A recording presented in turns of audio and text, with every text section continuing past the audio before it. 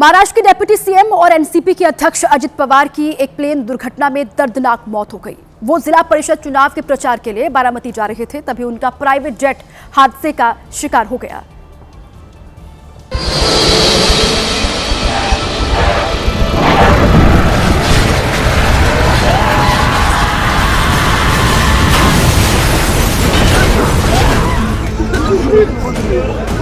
जिस private plane में अजीत पवार सवार थे वो धड़ाम से जमीन पर गिरा और उसमें आग लग गई।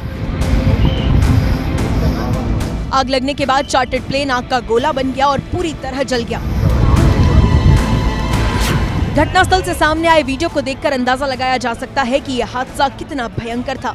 कहीं विमान की सीट पड़ी थी तो कहीं टायर। पूरा का पूरा विमान कबाड़ बन चुका था।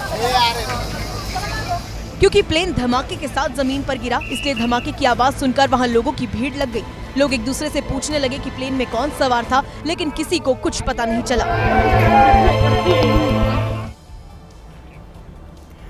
जैसे ही कल ये विमान हादसा हुआ, उसके बाद आसपास के लोग वहां पहुंचे और अपने स्तर पर तुरंत मदद की। कुछ लोगों ने प्लेन में सवार लोगों को बचाने की कोशिश भी वहां पर की, लेकिन प्लेन क्रैश के बाद भड़की आग ने उनको आगे बढ़ने से रोक दिया और थोड़ी ही देर में सब कुछ वहां खत्म हो चुका था।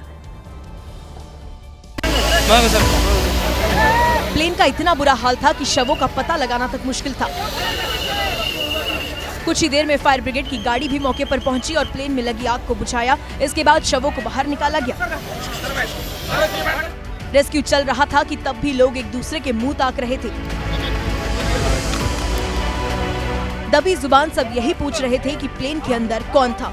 कुछ ही देर में जैसे ही ये खबर सामने आई कि प्लेन में कोई और नहीं बल्कि महाराष्ट्र के डिप्टी सीएम अजित पवार सवार थे, तो उप मुख्यमंत्री की मौत की खबर सुनकर वहां शोक की लहर दौड़ गई।